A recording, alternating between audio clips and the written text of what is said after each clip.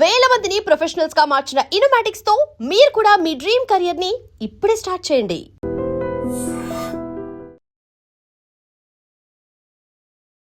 నమస్కారం, welcome to I dream. ధర్మ మార్గం విత్ విజిత కార్యక్రమానికి స్వాగతం.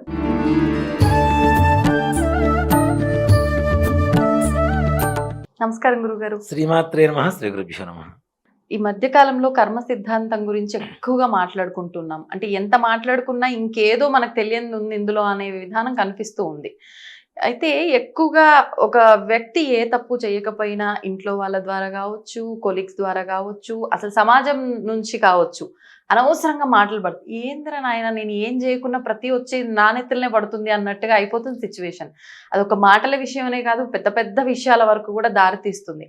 అయితే అలా అయినప్పుడు అది మీరు చేసిన పాప కర్మ తొలగిపోతుంది. ఈ సందర్భంగా మీరు ఆ కర్మను తగ్గించుకోవడానికి మీ ప్రయత్నం ఏం చేయకపోయినా అలా వెళ్ళిపోతుంది. మీరు తిరిగి వాళ్ళని ఒక మాట అనొద్దు, సైలెంట్ గా ఉండిపోవడమే ఉత్తమము, ఇది మీకు జరిగే ఫేవర్ అని చెప్పి. నిజంగా మనని ఒకరు అంటున్నారు అంటే అది మనకు జరుగుతున్న ఫేవరే అంటారా? తప్పనిసరిగా నాన్న. ముఖ్యంగా కర్మల్లో ప్రాప్త కర్మ, ప్రారబ్ధ కర్మ, ఈ రెండు రకాలు ఉంటాయి. మనం పూర్వజన్మ ద్వారా తీసుకొచ్చినటువంటి కర్మ ఒకటి, ఇంకోటి మనం చేసేటువంటి పని ద్వారా వచ్చేటువంటి కర్మ ఒకటి. అప్పటికప్పుడు ఇక్కడ చాలా మంది మనం ఏం చేస్తుంటామంటే మనిషి జన్మ, అవునా, ఇక్కడ జంతువునం నరజన్మ దుర్లభం అనేటువంటిది ఒక శాస్త్రం నాన్న. జన్మంలోకెల్లా అతి దివ్యమైన జన్మ మానవ జన్మ. దేనికంటే ఏది తప్పో ఏది రైటో అన్ని తెలుసుకోగలిగినటువంటిది, జ్ఞాన వివేకాలు కలిగినటువంటిది జన్మ మనిషి జన్మే. మిగిలిన వాటికి అంత జ్ఞానం ఉండదు. కొన్ని రకాల జ్ఞానం తప్పితే అన్ని రకాల జ్ఞానం ఉండేది ఒక మనిషికి మాత్రమే. ఇక్కడ ఈ కర్మ సిద్ధాంతం అనేటువంటిది ఎలా ఉంటుందంటే రిఫ్లెక్షన్, ఒక మిర్రర్ లాంటిది. ఒక మాట చెప్పాలంటే ఎదురువాడు మనల్ని తిరుగుతున్నాడు కదా, అందుకనే అసలు ఇదంతా ఒక మాటలో చెప్తాను అన్న. మనం పెద్దవాళ్ళ సామెతలు ఒక్క మాటలో చెబుతా, పడ్డవాడు ఇప్పుడు చెడ్డవాడు కాదు. ఒక్క మాటలో సమాధానం దొరికిందా లేదా? వచ్చింది.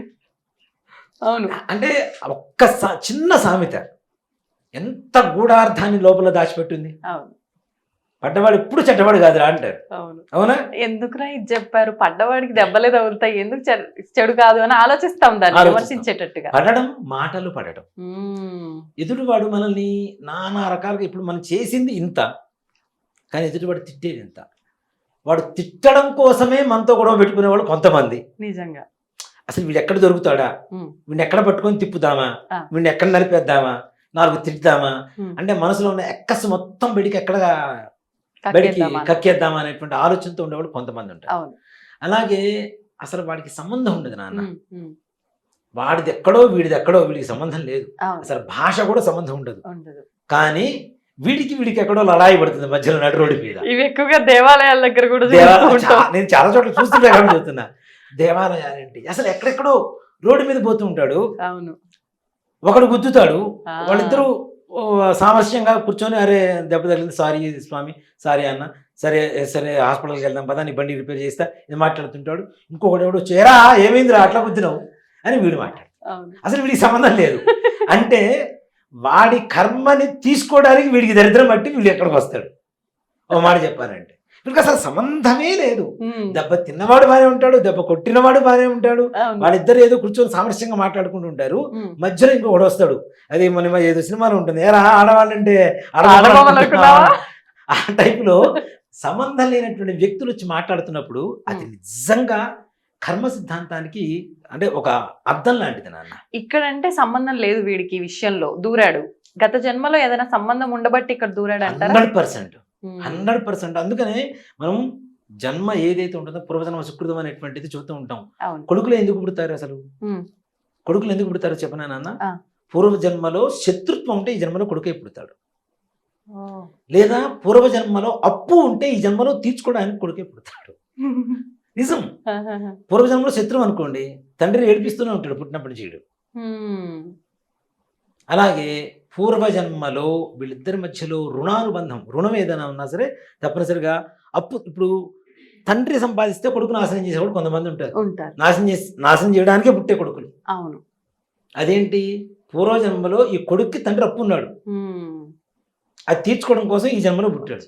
ఇక్కడ ఇంకోటి కూడా చెప్తాను, మనుష్య జన్మే ఎత్తాల్సిన అవసరం లేదు. అదే ఇందాక నేను చెప్తుంది, మనుష్య జన్మ ఎత్తాల్సిన అవసరం లేదు. ఎన్నో జన్మల పుణ్యం చేసుకుంటే మనిషి జన్మ ఎత్తుతాం. ఎన్నో జన్మల పుణ్యం చేసుకుంటే. మరి ఈ పుణ్యం చేసుకున్నప్పుడు కష్టాలు ఎందుకు అనుభవించాలండి మనిషి జన్మ ఎత్తిన తర్వాత? కదా, దీంట్లో పాపాలు చేసినటువంటిది కూడా అనుభవించడం కోసం మనిషి జన్మ ఎత్తుతాం. చేసిన పాపాలు అనుభవించడానికి కూడా మనిషి జన్మ ఎత్తుతాం. చాలా మంది ఏంటంటే కష్టాలు వస్తుంటాయి నాన్న, అంటే పుట్టినప్పటి నుంచి కష్టాలు కష్టాలు కష్టాలు కష్టాలు, ఎప్పుడో ఒక స్టేజ్కి వెళ్ళిన తర్వాత సుఖాలు అనుభవించడం మొదలు పెడతాడు. కొంతమంది పుట్టినప్పటి నుంచి సుఖాల్లోనే ఉంటారు, ఒక స్టేజ్కి వెళ్ళిన తర్వాత మొత్తం రోడ్డు మీదకి వచ్చేసి కష్టాలను అనుభవించడం ప్రారంభిస్తాడు. ఇది ఇది ఇది కర్మ సిద్ధాంతం అంటాం మనం. ఏంటి అంటే పుట్టగానే కష్టాలు ఎక్కువ అనుభవిస్తున్నావు అంటే అనుభవిస్తున్న ప్రతి కష్టం నీ కర్మని తీరుస్తోంది, నీ కర్మ వెళ్ళిపోతూ ఉంది, రాబోయేదంతా కూడా మిగిలిన పుణ్యఫలాన్ని తర్వాత అనుభవిస్తున్నావు. లేదు, పుట్టగానే నువ్వు కోటీశ్వరుడు ఇంట్లో పుట్టావు, లేదంటే కావాల్సినవన్నీ దొరుకుతున్నాయి, మంచిగా సుఖాలు అనుభవిస్తున్నావు, నువ్వు చేసిన పుణ్యం మొత్తం తరిగిపోతూ ఉంది.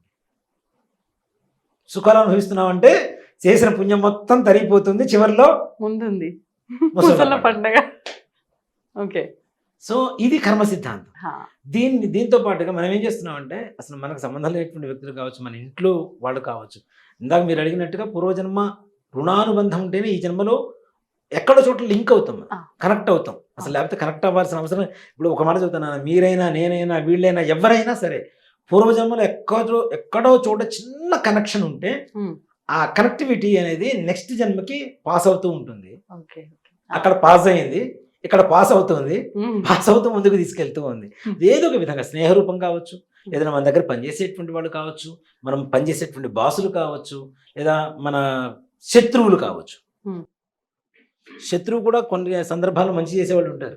ఇందాక మీరు చెప్పినట్టు తిట్టడం చూసారా, వాడు తిడుతున్నాడు అంటే వాడు మంచి చేస్తున్నాడే మనకు లెక్క ఎప్పుడూ కూడా.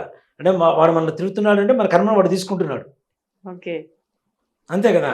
దీన్ని ఒక గొప్ప దాంతో నేను అంటే కర్మ సిద్ధాంతంతో ముడిపెడతానన్న. అంటే నాకు కామాఖ్యకి వెళ్ళిన తర్వాత నాకు చాలా చోట్ల నేను విన్నాను అది. అక్కడ జంతు బలులు ఇస్తూ ఉంటారు. ఇక్కడ మన చిన్న చిన్న మేకల్ని, దున్నపోతుల్ని, ఫిష్ చేపల్ని, డక్స్, బాతులు, పావురాళ్ళు, ఇవి కూడా బలిస్తూ ఉంటారు. నేను ఫస్ట్ టైం వెళ్ళినప్పుడు నాకు బాధ వేసింది. అరే మన కోసం ఎందుకు చనిపోవాలి, మనకేదో కర్మ ఉంటే మన కర్మ తీరిపోవడం ఎందుకు చనిపోవాలి, అది పాపం కదా అని అనిపించింది. తర్వాత లోతుగా కర్మ సిద్ధాంతం గురించి తెలుసుకుంటూ లోతుకి వెళ్తే నాకు తెలిసింది ఏంటంటే పూర్వజన్మలో దానికి మనకి ఏదో రుణానుబంధం ఉంది, మన పాపం తొలగించడానికి అది జన్మెత్తింది. మనకున్న కష్టం తొలగించడానికి అది జన్మెత్తి దాని ప్రాణాన్ని అర్పించింది మన కోసం. చూడండి అది ఎంత త్యాగం చేస్తుంది మన కోసం. నెంబర్ 1. నెంబర్ 2 ఇంకోటి కూడా ఉంది నాన్న, అప్పుడు కూడా మరి పాపమేగా మన కోసం చచ్చిపోతుందంటే. కానీ మరి ఎక్కడ పుణ్యం వస్తుంది అంటే కామాఖ్య దేవాలయంలో ఎవరైతే ప్రాణం విడుస్తారో వాళ్ళకి మరుసటి జన్మ ఉండదు అని చెప్పి శాస్త్రం. పునర్జన్మ ఉండదు కాబట్టి దానికి మరలా జన్మ లేకుండా ముక్తిని కలుగజేస్తుంది మన కారణం. ఓకే, ఇది రుణానుబంధం అంటే. అంటే పూర్వజన్మ కర్మ సుకృతం అంటే ఇలానే ఉంటుంది. మన వల్ల చనిపోతుంది, మన కోసం పుట్టి మన కోసం ప్రాణం అర్పిస్తుంది, కానీ దానికి మళ్ళా పునర్జన్మ లేకుండా శాశ్వత మోక్షాన్ని, ముక్తిని కలుగు చేస్తుంది మన కారణం, మన కష్టం. సూపర్. ఇప్పుడు ఇది విన్న తర్వాత నాకు మటన్ షాప్, చికెన్ షాప్ గురించి అడగాలనిపించింది. చెప్పండి. అది అక్కడ మన కోసం చనిపోయింది దేవాలయంలో కాబట్టి ఎండ్ అయిపోయింది, కర్మ లేదు, ఇంకా దానికి మనకు రుణం లేదు. చికెన్ షాపుల్లో, మటన్ షాపుల్లో అది ఎంతో మంది కోసం చనిపోయినప్పటికీ మన ఇంటికి వచ్చి మనం తినేస్తున్నాం, కర్మ క్రియేట్ అవుతుంది ఇక్కడ. దానికి మనకు మధ్యలో మళ్ళీ రుణానుబంధం ఉంటుందంటారా? 100% ఉంటుంది నాన్న. ఇప్పుడు చేసిన తినే ప్రతి మెతుకు, తినే ప్రతి ఈ పదార్థాలు ఏవైతే ఉన్నాయో వాటికి తప్పనిసరిగా ఇది ఉంటుంది. అసలు మనిషి జీవితంలో భోజనం చేయడమే మహాపాపం అని ఒక శాస్త్రం. అవునా? అన్నం తినడం పాపం. వాటిని ఏ విధంగా మనం పండించుకొని మనంతట మనం తింటే పాపం లేదు, ఎవరో పండించినవి మనం కొనుక్కొని తింటున్నా కూడా పాపం అనే చెబుతుంది శాస్త్రం. రైతులకు తప్ప మిగతా వాళ్ళందరికీ పాపమే. అంటే మరి ప్రతి ఒక్కళ్ళు సేద్యం చేయాలనే కదా శాస్త్రం చెబుతుంది. అవునా? ఇప్పుడు పెళ్ళప్పుడు కూడా కొంతమంది పత్తి గింజలు చలిస్తూ ఉంటారు, మరేంటి వ్యవసాయం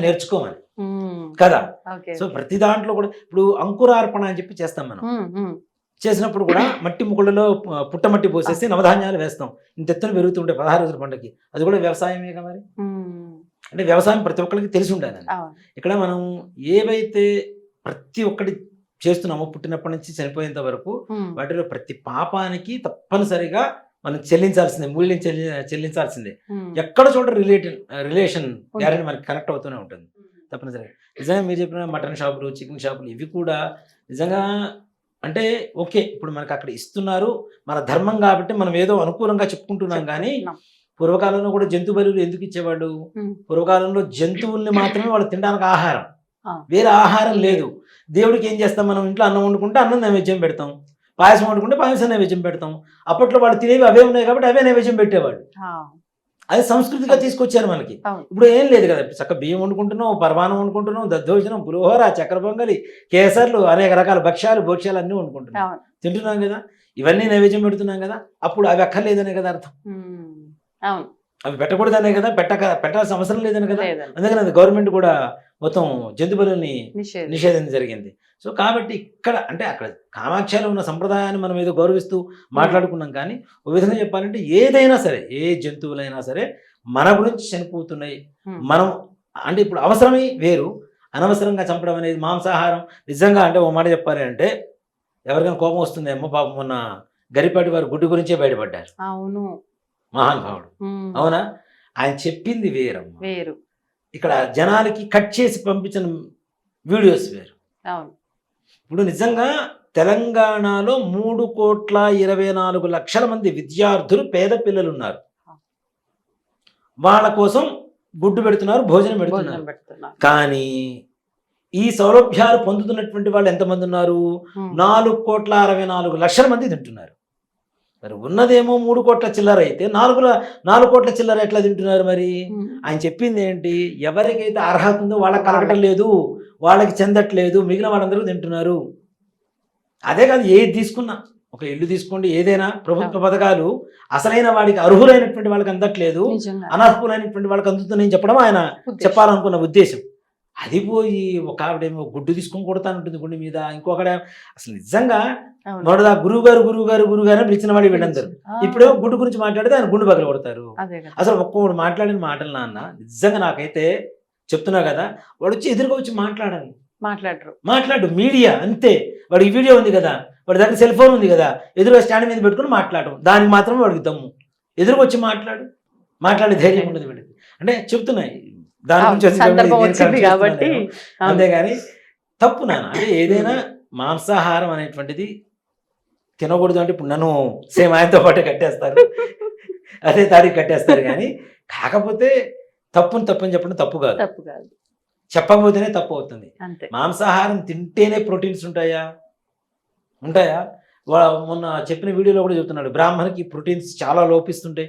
మాకేం ప్రోటీన్స్ లోపిస్తుండే, చక్క బ్రహ్మాండంగా ముద్దపప్పు వేసుకొని తింటాం, బ్రహ్మాండంగా ఆవకాయ వేసుకొని.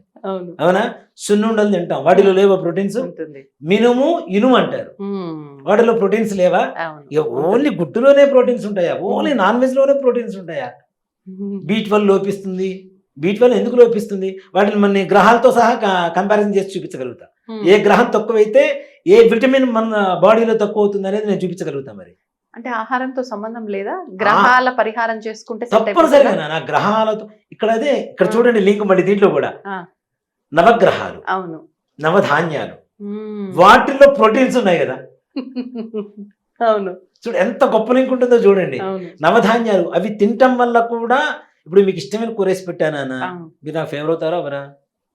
ఇప్పుడు నవగ్రహాలకి ఇష్టమైనటువంటి ధాన్యం వేసుకొని తింటాం, తిన్న తర్వాత ఆటోమేటిక్ గ్రహాలు కూడా మనకు ఫేవర్ అవుతాయి అవ్వవా? వాటిల్లో ఏంటి? గోధుమలు, వడ్లు అంటే బియ్యం, కందులు, పెసలు, శనగలు, అలాగే బొబ్బర్లు, నువ్వులు, అరచందలు, మినుములు, అన్ని ప్రోటీన్స్ ఇచ్చేవే కావా? మరి ఇంకేంటి? మరి గ్రహాల సంబంధం ఎక్కడ ఉండకుండా పోతుంది మనకి? అవునా, ధాన్యాలకి గ్రహాల సంబంధం ఉన్నప్పుడు ఆ గ్రహాల ఆరోగ్యానికి మనకి సంబంధం ఉంటుందా? ఉండదా? ఉంటుంది కదా. ఇంత గొప్ప విషయాన్ని మన వాళ్ళంతా కూడాను వేరేలాగా మార్చి చెప్పుకుంటున్నారు. ప్రోటీన్స్ దీంట్లోనే ఉండాల్సిన అవసరం లేదు. గుడ్డు మాంసం తినని బ్రాహ్మణులు తప్పనిసరిగా ప్రోటీన్స్ ఉంటాయి. అంత దేనికి నాన్న, నాకు ఇటీవల ఒక హెల్త్ ప్రాబ్లం వచ్చింది, అందరికి తెలిసిందే. అవునా, కరోనా వచ్చిన తర్వాత హార్ట్ ప్రాబ్లం వస్తే జరిగింది ఏంటి ఎవరికైనా కుప్ప కూలిపోయి సెకండ్స్లో చనిపోవడం. అవును, చిన్న చిన్న వయసు వాళ్ళు ఫ్రాక్షన్ ఆఫ్ సెకండ్సే నిజం. హీరోలతో సహా మనం చూస్తూనే ఉన్నాం. అవును. అవునా? వాళ్ళు తినే ఫుడ్ ఇంకా చాలా స్ట్రాంగ్ ఉంటుంది. ఉంటుంది. హీరోస్ తినే ఫుడ్ రోజు జిమ్కి వెళ్తుంటారు, చాలా స్ట్రాంగ్ ఫుడ్ ఉంటుంది, హెవీ ఫుడ్ ఉంటుంది, ఇది ఉంటుంది ప్రోటీన్స్. ఏమో వాళ్ళు తీసుకునే జాగ్రత్తలు ఆడవాళ్ళు కూడా తీసుకోరు, అవును. అంత ఇది తీసుకుంటారు, ఉంటారు. కేర్ తీసుకుంటారు కదా. అలాంటిది సెప్టెంబర్ 23వ తారీఖు నాకు హార్ట్ స్ట్రోక్ వస్తే అక్టోబర్ 3వ తారీఖు వరకు నాకేం కాలేదండి. మరి ఎట్లా నాన్న? మరి తట్టుకునే బాడీలో ప్రోటీన్స్ ఉన్నట్ట లేనట్ట? ఉన్నట్టే. అవునా? అవును. సెప్టెంబర్ 23 స్ట్రోక్ వచ్చిందిట, నాకు తెలియదు. అంటే హాస్పిటల్కి వెళ్ళిన తర్వాత వాడు ఆ. అనలైజ్ చేసి చెప్పింది నాతో. ఓ. అక్టోబర్ 4వ తారీఖు నేను హాస్పిటల్ జాయిన్ అయింది నేను. అంటే 12 days. మీకేం ఇబ్బంది అనిపించలే అసలు? ఎక్కడ ఎఫెక్ట్ జస్ట్ అవ్వలేదు బ్రీతింగ్ ప్రాబ్లం అనిపించింది, అదే గ్యాస్ నార్మల్ అనుకున్నా. గా? ఇంకా నాకు దసరా ఆ టైము, అవును, హెవీ busy డ్యూటీ ఉంటారు ఉంటుంది, ఇంకా. త్రిబుల్ డ్యూటీ, గట్టి ఎప్పుడు చదవనంత గట్టిగా ఇంకా సార్ గట్టిగా మంత్రాలు చదివా గుళ్ళో కూడా, ఆ.